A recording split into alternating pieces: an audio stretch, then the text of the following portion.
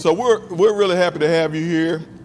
And our theme, Challenge Your Reality to Grow Your Business, actually comes from, I was actually sitting in church. How many people believe I go to church? Nobody? I said it actually came from when I was sitting in church. Where's my good friend Yvette Rice? Yvette will believe me that I was actually at church. But anyway, and so the pastor was talking about faith and belief. So we kind of fashioned our theme from that, Challenge Your Reality, because oftentimes as business owners, nonprofit leaders, and what have you, we're locked into what's going on in our current reality, what our current circumstances are. So what we want you to do while you're at the conference is to switch that mindset and think about where you believe you should actually be, not lock in on whatever your current circumstances are. So can any of you guys in here do that? I can't get any amens or any nothing? Okay, so when I pass the collection plate, we're going to put something in it? Still going to be amen? Well, but some of you guys, I'm looking at your faces, and it's kind of like your body's here, but your mind is elsewhere. That's kind of what it looks. So, DJ, do something for me. Play something for me. Let me see if we can get them jumping around, moving around a little bit.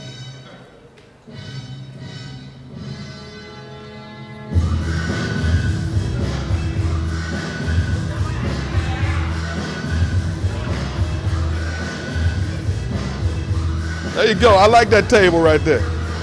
What about these tables over here? What about my tables in the back? All right.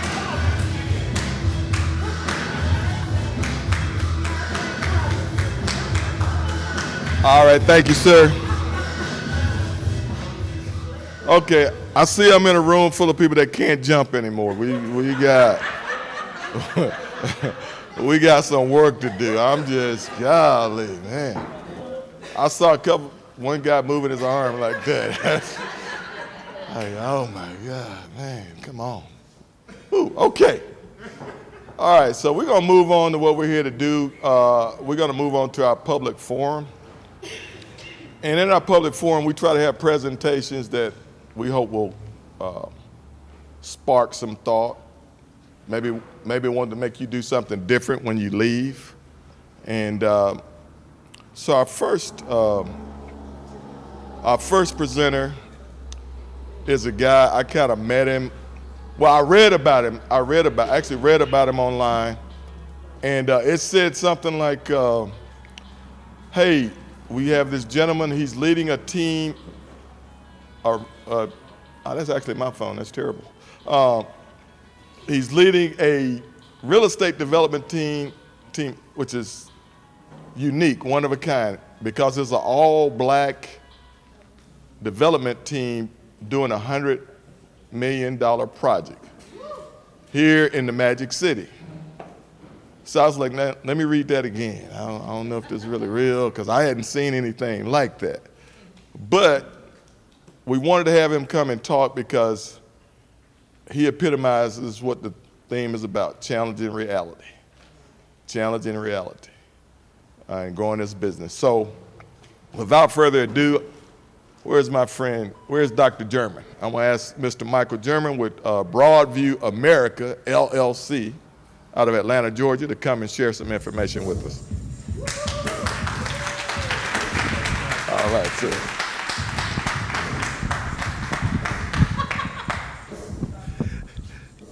Well, good morning, everybody. Good morning. So it's so funny because this morning I meet this table that's sitting there. And they were talking to me. And they said, well, don't feel embarrassed, I'm talking. I said, I'm from the Gump. I'm directly from Montgomery, and said everything that started with me on this journey is that I learned how to talk to people. So I want to just start off by saying how we started and how I started to get to where we are now, because I think that's important. So I just had, I'm a graduate of Alabama State University.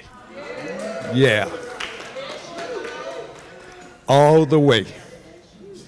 So we're sitting there about how I got to Alabama State. We just had my, believe it or not, my 50th graduation anniversary. Yeah.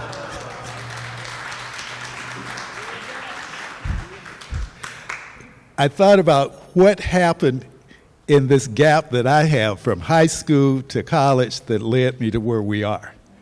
And a lot of this is how God takes you. So I'm giving that confirmation to you right now, how things have happened in my life. So I'm graduating from ASU. I went from being almost homeless to buffing tables to I get a job working at WSFA TV doing sports. So as I graduate, I get these options. So I get Harvard, I get Northwestern, I get South Carolina, and I get Missouri. So I'm thinking I'm going to go in media. Or if I go to Harvard, I'm going to be a lawyer. I get recruited by a government agency, which was the precursor of FEMA. So Harvard called me and they asked, "Are you coming?" I said, "I have no money." So the group, this agency, flew me to Boston. They didn't give me the job. Somebody flew down to me in Montgomery, and they hired me. And so I moved to Michigan, and they started using, this was the precursor to FEMA.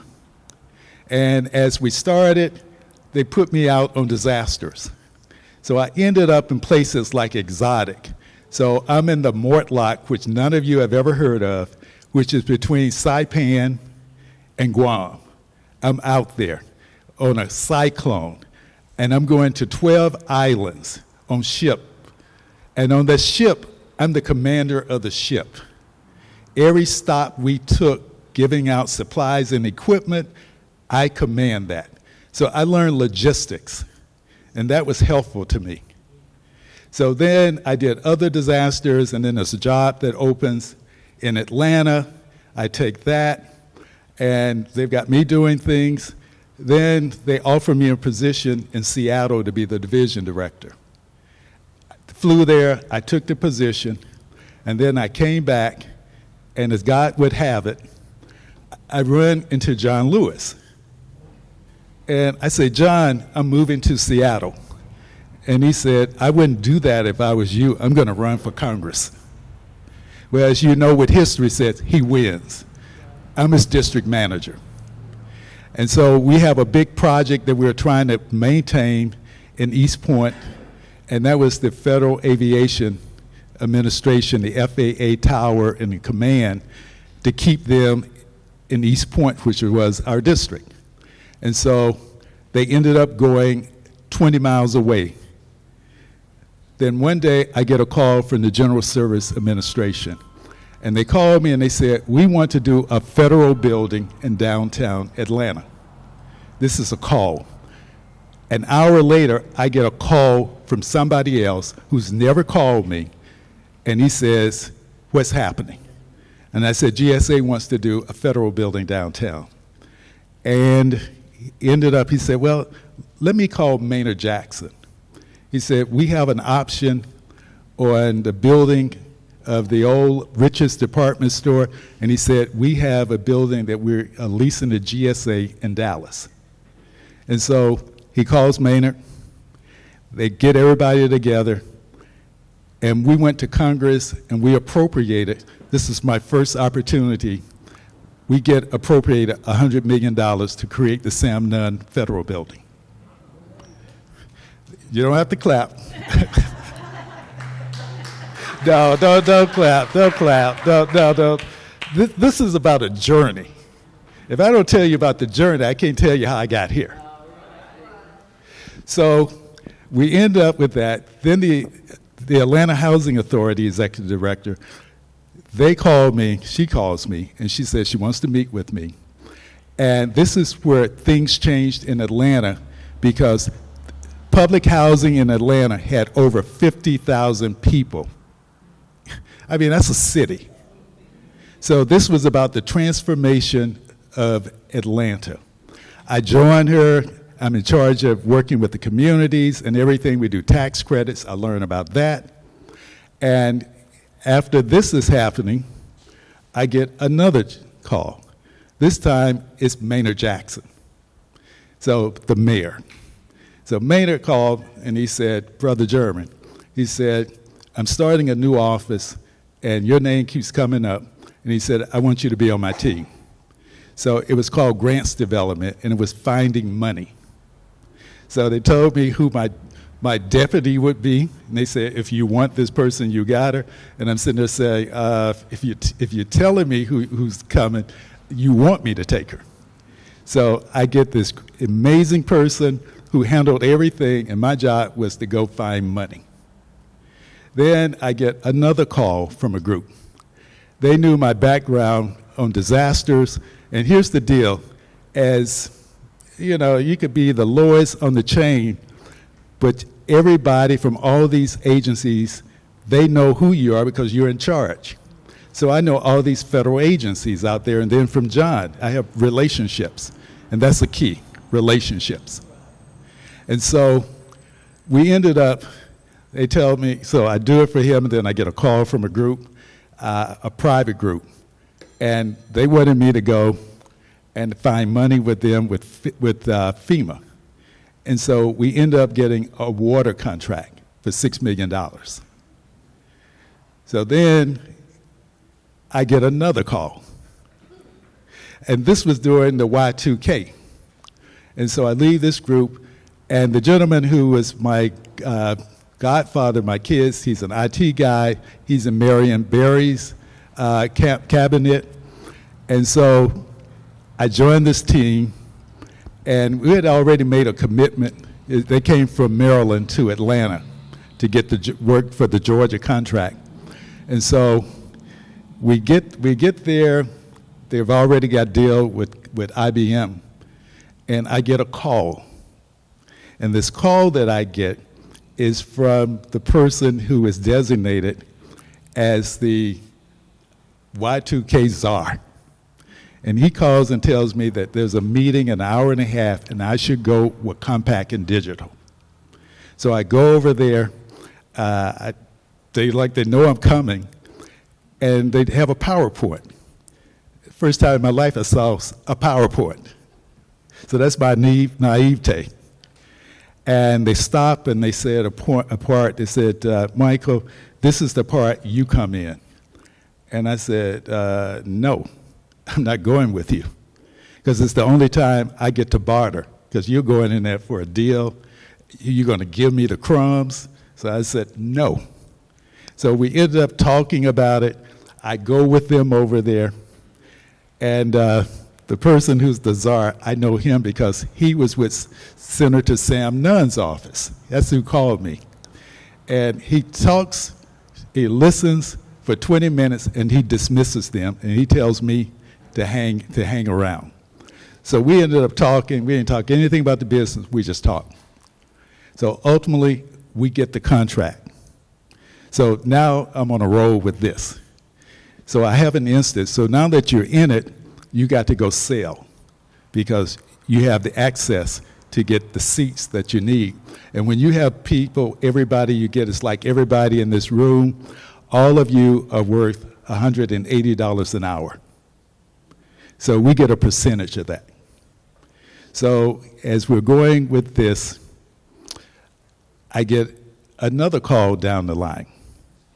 And this time this line was a group that, well, let me tell you how this works. It's a guy who's at Emory University. And he says, I have this position that looks just like you. It's a fellow with HUD. And I go, it's the last day. I did not have a computer at home. So I've got a form to submit. And I had handwritten it. I called over to the regional administrator of HUD, because he knew me, and I said, tell me what this is about. And he said, it's a fellow. and then it's a permanent position with HUD.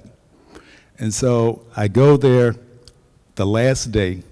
I go down to the office, ask could I go into the offices, and I talk to one of the directors. His team retypes my application and they fax it. It had to be in at 5 o'clock, and they faxed it at 4:45. I'm just telling you how God works. Yeah. So I get a call later on while I'm working on my deal, with the Y2K. And they asked me to go to Birmingham for an interview. So I go to Birmingham, and they dismissed me. They just passed me off. I came back home. I'm working on my deal again. So as this is going, I get another call from HUD. This is like a month later. And they asked me, they said, I'm calling to offer you a position. This is from Washington. I said, I'm sorry. I said, I have a deal that I'm making, so I can't. And then he said, what will it take to get you? I don't know if you all have ever heard that before. So they gave me the top. And they sent me to Harvard.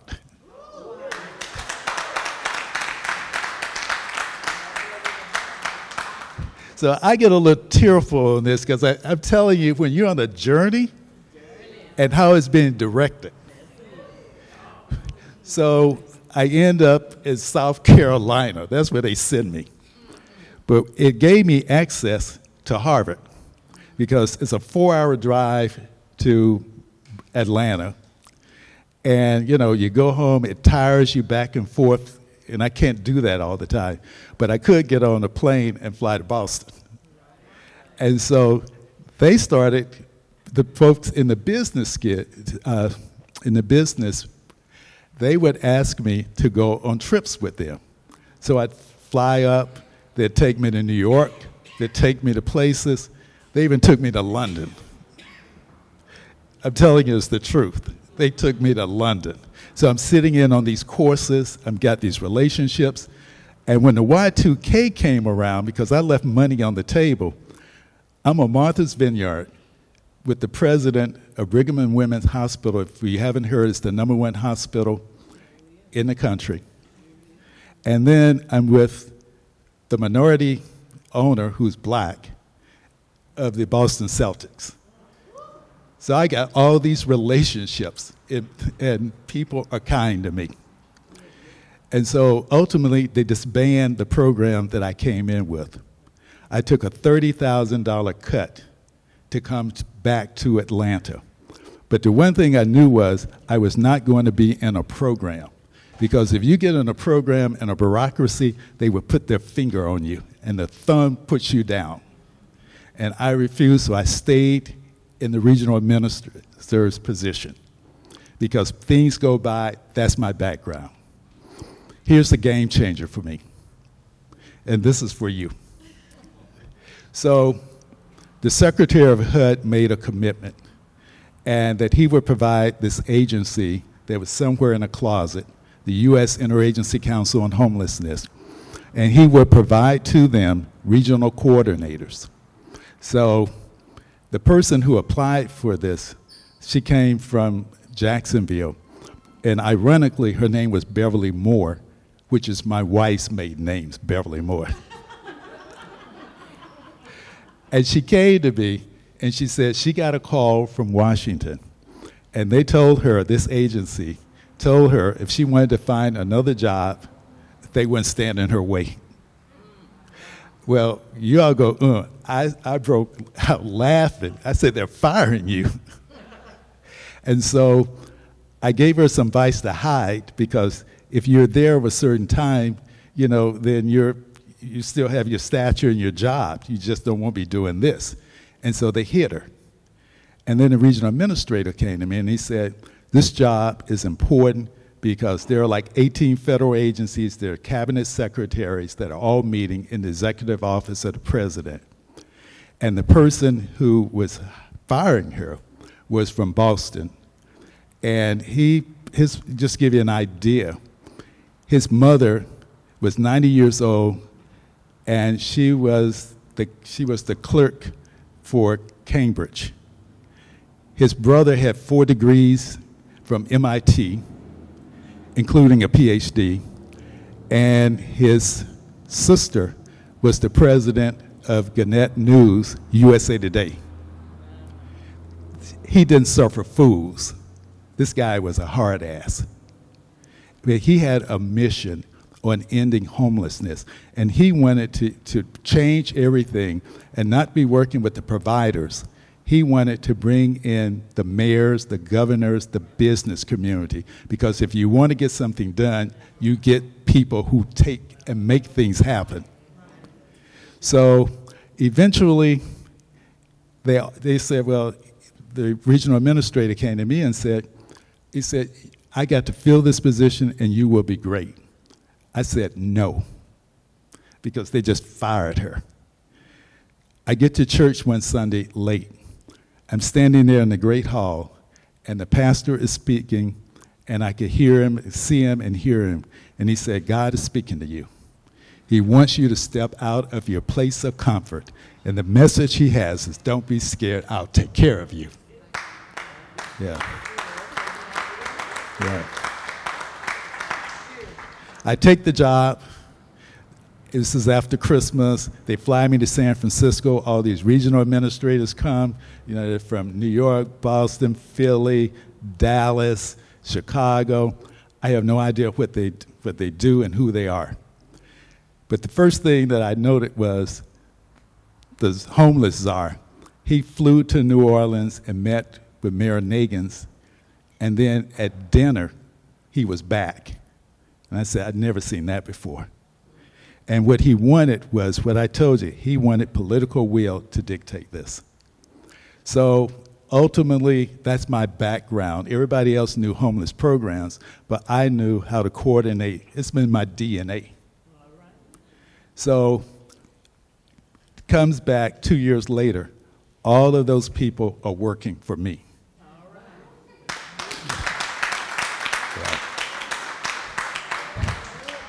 So now we're going in. He's got me, and it's like Don Quixote and the guy that has the donkey. But I'm treating him like he was the congressman, that he was the mayor. And I was opening doors. We'd go to U.S. Conference of Mayors, the U.S. government associations, the small business meetings. We were everywhere. Next thing you know, we're in Canada. We're all over Canada. So here's a funny story to tell you. So I go to a meeting, and they didn't give me a briefing. They said, he's coming. We're in Vancouver. And we've been in and out of Vancouver. And I'm at Unhabitat. And I'm trying to figure out what is Unhabitat, because I had no briefing. And the Secretary of HUD is having breakfast next to me, and I know he's looking at me wondering, what the heck am I doing here? Well, Unhabitat turned out to be the United Nations. Then we're in London. We're meeting with the ambassador, and we're convening 24 countries on homelessness, ending homelessness. Then we're with the legislation of Parliament in Scotland and in Denmark. And so all of this comes back, and then we have a change in administration when Obama came, and then Obama wanted his people, and they had a new philosophy they wanted to do. So, you get kind of pushed aside. And the last thing I did was I went to Houston, and the mayor said she was available to meet with me at the last moment, and I missed my flight. And I've got this plan that we're doing, the 10-year plan to end homelessness, which is a major portion. And so I'm upset because I missed the plane. I got to have a deadline, because I'm getting ready to go on vacation, and I got to get this done.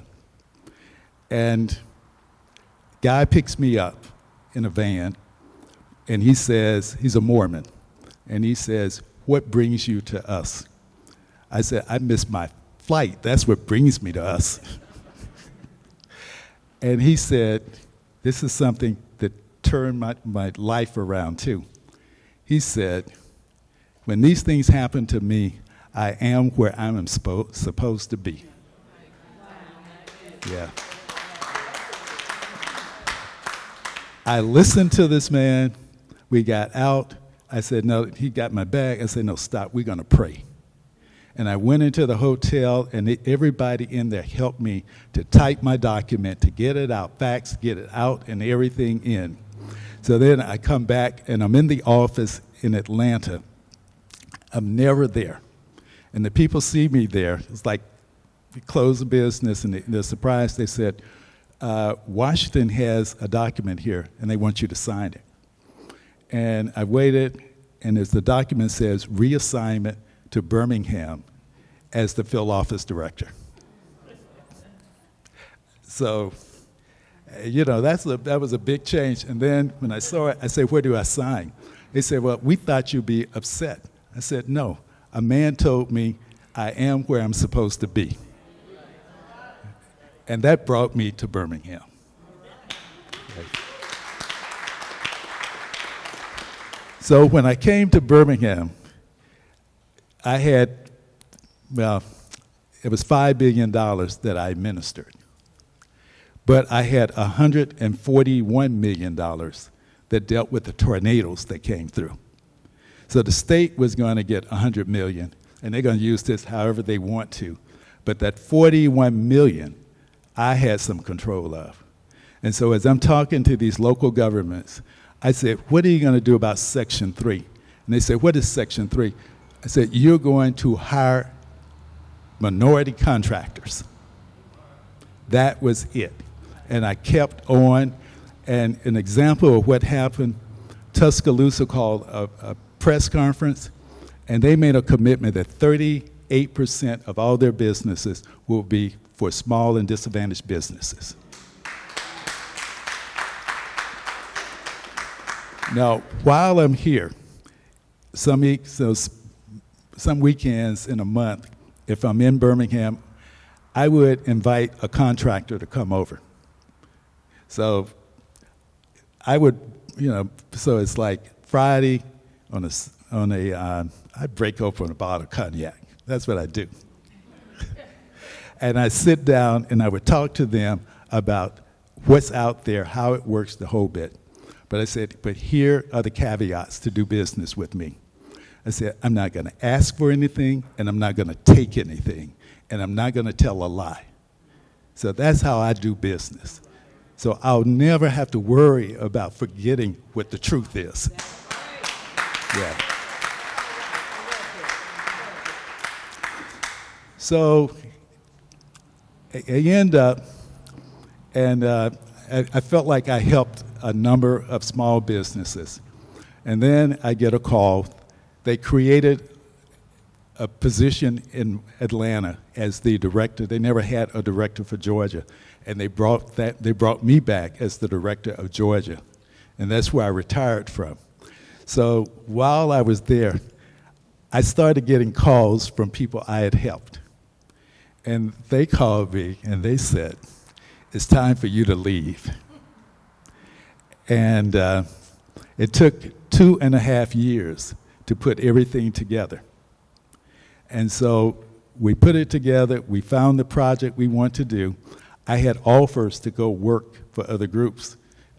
People ask me, like, if you look around Atlanta, the biggest thing that happened, and I won't name it for you, but the person who was over asked me to go to lunch, and he said, what are your plans?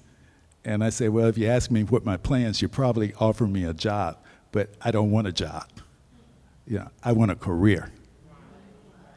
And so the group that I helped here contacted me and said again, it's time for you to leave. And that's what brought us here. So we did our due diligence, we studied in it, we had our finances in place, and we did the right thing, and we won the award. So that's what brought me here.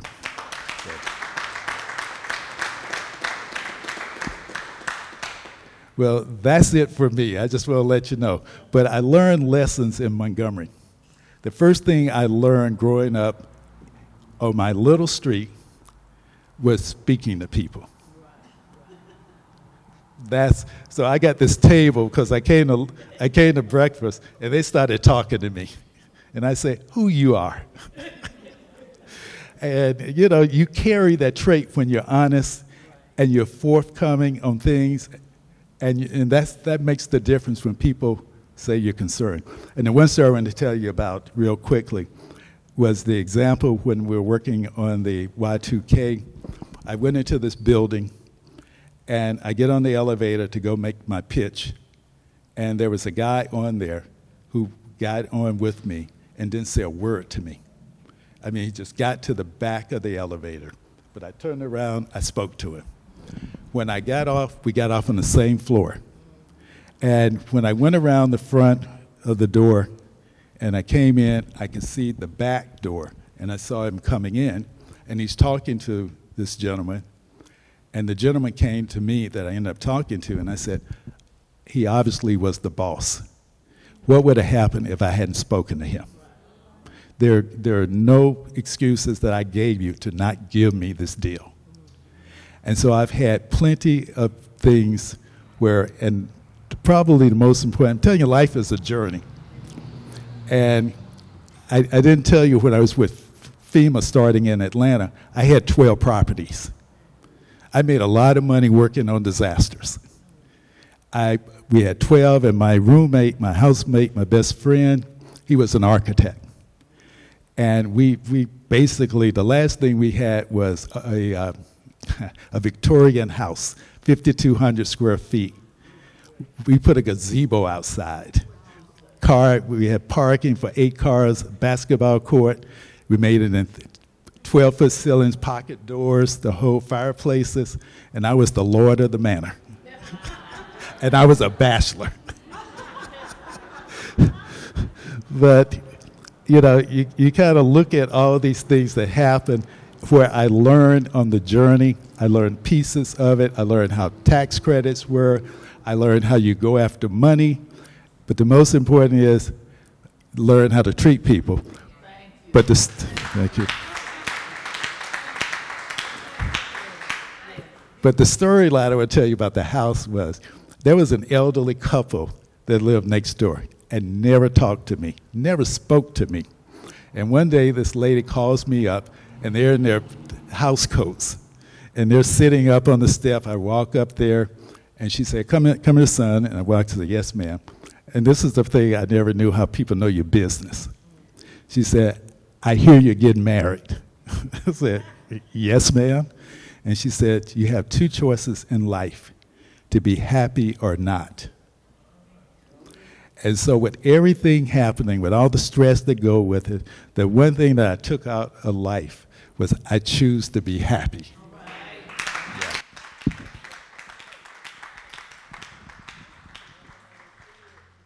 Yeah. I'm going to get out before you ask any questions. But I'll be around.